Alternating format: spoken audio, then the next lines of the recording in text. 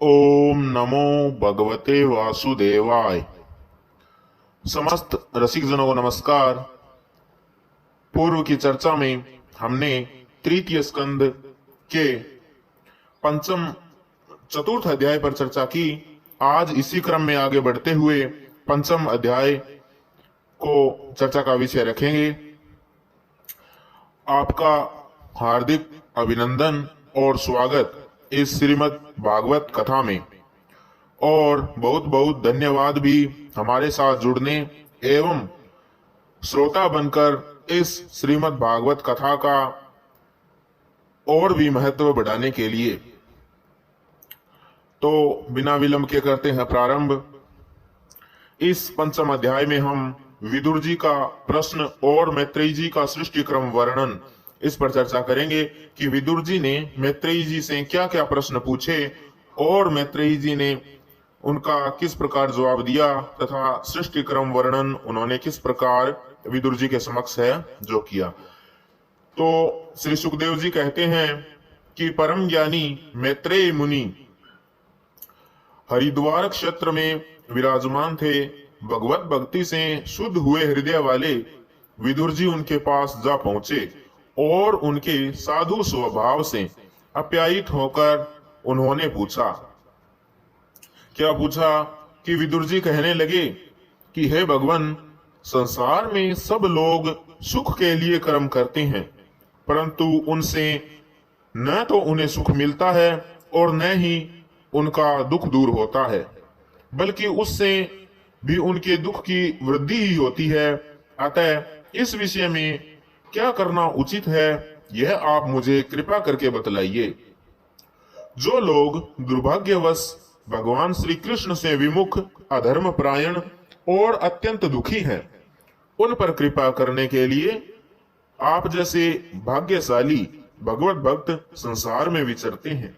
हे साधु शिरोमणि, आप मुझे उस शांतिप्रद साधन का उपदेश दीजिए जिसके अनुसार आराधना करने से भगवान अपने भक्तों के भक्तिपूत हृदय में आकर विराजमान हो जाते हैं और अपने स्वरूप का अपरोक्ष अनुभव कराने वाला सनातन ज्ञान प्रदान करते हैं। त्रिलोकी के नियंता और परम स्वतंत्र श्री हरि अवतार लेकर जो जो लीलाएं करते हैं, जिस प्रकार अकर्ता होकर भी उन्होंने कल्प के आरंभ में इस सृष्टि की रचना की, जिस प्रकार इसे स्थापित कर वे जगत के जीवों की जीविका का विधान करते हैं, फिर जिस प्रकार इसे अपने हृदय आकाश में लीन करके वृत्ति शून्य होकर योग माया का आश्रय लेकर शयन करते हैं, और जिस प्रकार वे योगेश्वर प्रभु एक होने पर भी इस ब्रह्मांड में अंतर्यामी रूप से अनुप्रविष्ट होकर अनेकों रूपों में प्रकट होते हैं, वह सब रहस्य आप हमें समझाइए। ब्राह्मण, गौ और देवताओं के कल्याण के लिए जो अनेकों अवतार धारण करके लीला से ही नाना प्रकार के दिव्य कर्म करते हैं, वे भी हमें सुनाइए। यशस्वियों के मुकुटमणि श्री हरि के लीला अमृत का पान करते करते हमारा मन तो तृप्त ही नहीं होता। हमें यह भी बतलाइए कि उन समस्त लोकपतियों के स्वामी श्री हरि ने इन लोकों, लोकपालों और लोक परलोक, अलोक यानी कुल मिलाकर इन सब से पर्वत से बाहर के भागों को, जिनमें ये सब प्रकार के प्राणियों के अधिकार अनुसार भिन्न भिन्न भेद प्रतीत हो रहे हैं, किन तत्वों से रचा है।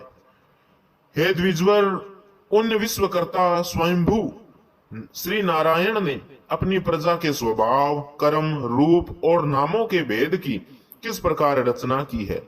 भगवान, मैंने श्री व्यास जी के मुख से ऊंच नीच वर्णों के धर्म तो कई बार सुने हैं, किंतु अब श्री कृष्ण कथा अमृत के प्रवाह को छोड़कर अन्य स्वल्प सुखदायक धर्मों से मेरा चित्त ऊब गया है।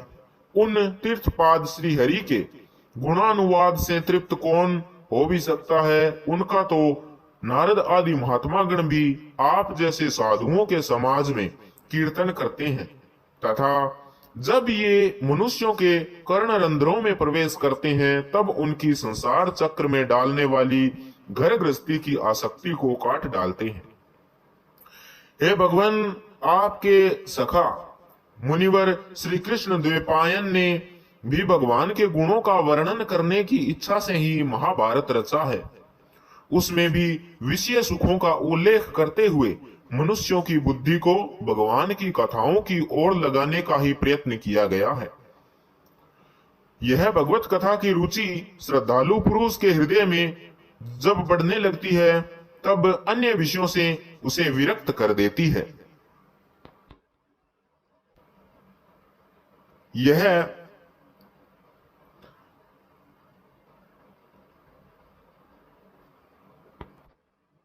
भगवत चरणों के निरंतर चिंतन से आनंद मग्न हो जाता है और पुरुष के सभी दुखों का तत्काल अंत हो जाता है। मुझे तो उन सोचनियों के भी सोचनीय अज्ञानी पुरुषों के लिए निरंतर खेद रहता है जो अपने पिछले पापों के कारण श्री हरि की कथाओं से विमुख रहते हैं। काल भगवान उनके अमूल्य जीवन को काट रहे हैं और वे वाणी, देह और मन से व्यर्थ वाद विवाद, व्यर्थ चेष्टा और व्यर्थ चिंतन में लगे रहते हैं। हे मैत्रेयी जी, आप दीनों पर कृपा करने वाले हैं, अतः भंवरा जैसे फूलों में से रस निकाल लेता है उसी प्रकार इन लौकिक कथाओं में से इनकी सारभूता परम कल्याणकारी पवित्र कीर्ति श्री हरि की कथाएं छांटकर हमारे कल्याण के लिए हमें सुनाइए। उन सर्वेश्वर ने संसार की उत्पत्ति, स्थिति और संहार करने के लिए अपनी माया शक्ति को स्वीकार कर राम, कृष्ण आदि अवतारों के द्वारा जो अनेकों अलौकिक लीलाएं की है वे सब मुझे सुनाइए। आगे श्री सुखदेव जी कहते हैं कि जब विदुर जी ने जीवों के कल्याण के लिए इस प्रकार प्रश्न किया तब वे मुनि श्रेष्ठ भगवान मैत्रेयी जी ने उनकी बहुत बड़ाई करते हुए यूं कहा। क्या कहा कि मैत्रेयी जी बोले कि हे साधु स्वभाव विदुर जी, आपने सब जीवों पर अत्यंत अनुग्रह करके यह बड़ी अच्छी बात पूछी है। आपका चित्त तो सर्वदा श्री भगवान में ही लगा रहता है, तथापि इस संसार में भी आपका बहुत सुयश फैलेगा। आप श्री व्यास जी के औरस पुत्र हैं, इसलिए आपके लिए यह कोई बड़ी बात नहीं है कि आप अन्य भाव से सर्वेश्वर श्री हरि के ही आश्रित हो गए हैं। आप प्रजा को दंड देने वाले भगवान यम हैं। मंडव्य ऋषि का श्राप होने के कारण ही आपने श्री व्यास जी के वीर्य से उनके भाई विचित्र वीर्य की भोग पत्नी दासी के गर्भ से जन्म लिया। आप सर्वदा ही श्री भगवान और उनके भक्तों को अत्यंत प्रिय है, इसलिए भगवान निज धाम पधारते समय मुझे आपको ज्ञानोपदेश करने की आज्ञा देकर गए थे। इसलिए अब मैं जगत की उत्पत्ति, स्थिति और लय के लिए योग माया के द्वारा विस्तारित हुई श्री भगवान की विभिन्न लीलाओं का क्रमशः वर्णन करता हूं कि सृष्टि रचना के पूर्व समस्त आत्माओं के आत्मा एक पूर्ण परमात्मा ही थे। न दृष्टा था न शून्य। सृष्टि काल में अनेक वृत्तियों के भेद से जो अनेकता दिखाई पड़ती है वह भी वही ही थे, क्योंकि उनकी इच्छा अकेले रहने की थी। वे ही दृष्टा होकर देखने लगे, परंतु उन्हें दृश्य दिखाई नहीं पड़ा, क्योंकि उस समय वे ही अद्वितीय रूप से प्रकाशित हो रहे थे। ऐसी अवस्था में वे अपने को असत के समान समझने लगे। वस्तुतः वे असत नहीं थे, क्योंकि उनकी शक्तियां ही सोई थी। उनके ज्ञान का लोप नहीं हुआ था। यह दृष्टा और दृश्य का अनुसंधान करने वाली शक्ति ही कार्य कारण रूपा माया है। हे महाभाग विदुर जी, इस भावाभाव रूप अनिर्वचनीय माया के द्वारा ही भगवान ने इस विश्व का निर्माण किया है। काल शक्ति से जब यह त्रिगुणमयी माया क्षोभ को प्राप्त हुई तब उन इंद्रियातीत चिन्मय परमात्मा ने अपने अंश पुरुष रूप से उसमें चिदाभास रूप बीज स्थापित किया। तब काल की प्रेरणा से उस अव्यक्त माया से महतत्व प्रकट हुआ। वह मिथ्या अज्ञान का नाशक होने के कारण विज्ञान स्वरूप और अपने में सूक्ष्म रूप से स्थित प्रपंच की अभिव्यक्ति करने वाला था। फिर चिदाभास गुण और काल के अधीन उस महतत्व ने भगवान की दृष्टि पड़ने पर इस विश्व की रचना के लिए अपना रूपांतर किया। महतत्व के विकृत होने पर अहंकार की उत्पत्ति हुई, जो कार्य अर्थात अधिभूत, कारण अर्थात अध्यात्म और कर्ता अर्थात अधिदेव रूप होने के कारण भूत, इंद्रिय और मन का कारण है। वह अहंकार वैकारिक अर्थात सात्विक, तेजस अर्थात राजस और तामस भेद से 3 प्रकार का है। अतः अहंतत्व में विकार होने पर वैकारिक अहंकार से मन और जिनसे विषयों का ज्ञान होता है वे इंद्रियों के अधिष्ठाता देवता हुए। तेजस अहंकार से ज्ञानेन्द्रियां और कर्मेंद्रियां हुई तथा तामस अहंकार से सूक्ष्म भूतों का कारण शब्द तन्मात्र हुआ और उससे दृष्टांत रूप से आत्मा का बोध कराने वाला आकाश उत्पन्न हुआ। भगवान की दृष्टि जब आकाश पर पड़ी तब उससे फिर काल, माया और चिदाभास के योग से स्पर्श तन्मात्र हुआ और उसके विकृत होने पर उससे वायु की उत्पत्ति हुई।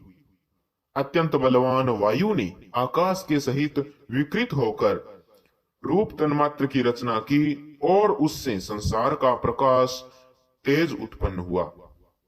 फिर परमात्मा की दृष्टि पड़ने पर वायु युक्त तेज ने काल, माया और चिदंस के योग से विकृत होकर रस तन्मात्र के कार्य जल को उत्पन्न किया। उसके बाद तेज से युक्त जल ने ब्रह्मा का दृष्टिपात होने पर काल, माया और चिदंस के योग से गंध गुणमयी पृथ्वी को उत्पन्न किया। हे विदुर जी, इन आकाश आदि भूतों में से जो भूत पीछे पीछे उत्पन्न हुए उनमें क्रमशः अपने पूर्व पूर्व भूतों के गुण भी अनुगत समझने चाहिए। ये महतत्व आदि के अभिमानी विकार, विक्षेप और चेतना अंश विशिष्ट देवगण श्री भगवान के ही अंश हैं। किंतु पृथक पृथक रहने के कारण जब वे विश्व रचना रूप अपने कार्य में सफल नहीं हुए तब हाथ जोड़कर भगवान से कहने लगे। क्या कहा देवताओं ने कि हे देव, हम आपके चरण कमलों की वंदना करते हैं। ये अपनी शरण में आए हुए जीवों का ताप दूर करने के लिए छत्र के समान हैं तथा इनका आश्रय लेने से यतिजन अनंत संसार दुख को सुगमता से ही दूर फेंक देते हैं। जगतकर्ता जगदीश्वर इस संसार में ताप त्रय से व्याकुल रहने के कारण जीवों को जरा भी शांति नहीं मिलती। इसलिए हे भगवान, हम आपके चरणों की ज्ञानमयी छाया का आश्रय लेते हैं। हे मुनिजन, एकांत स्थान में रहकर आपके मुख कमल का आश्रय लेने वाले वेद मंत्र रूप पक्षियों के द्वारा जिनका अनुसंधान करते रहते हैं तथा जो संपूर्ण पाप नाशिनी नदियों में श्रेष्ठ श्री गंगा जी के उद्गम स्थान है, आपके उन परम पावन पाद पद्मों का हम आश्रय लेते हैं। हम आपके चरण कमलों की उस चौकी का आश्रय ग्रहण करते हैं जिसे भक्त जन श्रद्धा और श्रवण कीर्तन आदि रूप भक्ति से परिमार्जित अंतःकरण में धारण करके वैराग्य पुष्ट ज्ञान के द्वारा परम धीर हो जाते हैं। हे ईश, आप संसार की उत्पत्ति, स्थिति और संहार के लिए ही अवतार लेते हैं। अतः हम सब आपके उन चरण कमलों की शरण लेते हैं जो अपना स्मरण करने वाले भक्त जनों को अभय कर देते हैं। जिन पुरुषों का देह गेह तथा उनसे संबंध रखने वाले अन्य तुच्छ पदार्थों में अहंता ममता का दृढ़ दुराग्रह है, उनके शरीर में अर्थात आपके अंतर्यामी रूप से रहने पर भी जो अत्यंत दूर है, उन्हीं आपके चरणार विंदों को हम भजते हैं। परम यशस्वी परमेश्वर इंद्रियों के विषयाभिमुख रहने के कारण जिनका मन सर्वदा बाहर ही भटका रहता है, वे पामर लोग आपके विलासपूर्ण पाद विन्यास की शोभा के विशेषज्ञ भक्तजनों का दर्शन नहीं कर पाते। इसी से वे आपके चरणों से दूर रहते हैं। हे देव, आपके कथा अमृत का पार करने से उमड़ी हुई भक्ति के कारण जिनका अंतःकरण निर्मल हो गया है, वे लोग वैराग्य ही जिसका सार है, ऐसा आत्मज्ञान प्राप्त करके अनायास ही आपके वैकुंठ धाम को चले जाते हैं। दूसरे धीर पुरुष चित्त निरोध स्वरूप समाधि के बल से आपकी बलवती माया को जीतकर आप में ही लीन हो जाते हैं, पर उन्हें श्रम बहुत होता है, अर्थात परिश्रम बहुत करना पड़ता है, किंतु आपकी सेवा के मार्ग में कुछ भी कष्ट नहीं है। हे आदिदेव, आपने सृष्टि की रचना की इच्छा से हमें त्रिगुणमय रचा है, इसलिए विभिन्न स्वभाव वाले होने के कारण हम आपस में मिल नहीं पाते और इसी से आपकी क्रीड़ा के साधन रूप ब्रह्मांड की रचना करके उसे आपको समर्पण करने में असमर्थ हो रही हैं। अतः हे जन्म रहित भगवान, जिससे हम ब्रह्मांड की रचना करके आपको सब प्रकार के भोग समय पर समर्पण कर सके और जहां स्थित होकर हम भी आपकी योग्यता के अनुसार अन्न ग्रहण कर सके तथा ये सब जीव भी सब प्रकार की विघ्न बाधाओं से दूर रहकर हम और आपके दोनों को भोग समर्पण करते हुए अपना अपना अन्न भक्षण करें, ऐसा कोई उपाय कीजिए। आप निर्विकार पुराण पुरुष ही अनन्य और कार्य वेग के सहित हम देवताओं के आदि कारण हैं। हे देव, पहले आप अजन्मा ही ने सत्व आदि गुण और जन्म आदि कर्मों की कारण रूपा माया शक्ति में चिदाभास रूप वीर्य स्थापित किया था। हे परमात्मा देव, महतत्व आदि रूप हम देवगण जिस कार्य के लिए उत्पन्न हुए हैं, उस संबंध में हम क्या करें? हे देव, हम पर आप ही अनुग्रह करने वाले हैं, इसलिए ब्रह्मांड रचना के लिए आप हमें क्रिया शक्ति के सहित अपनी ज्ञान शक्ति भी प्रदान करें।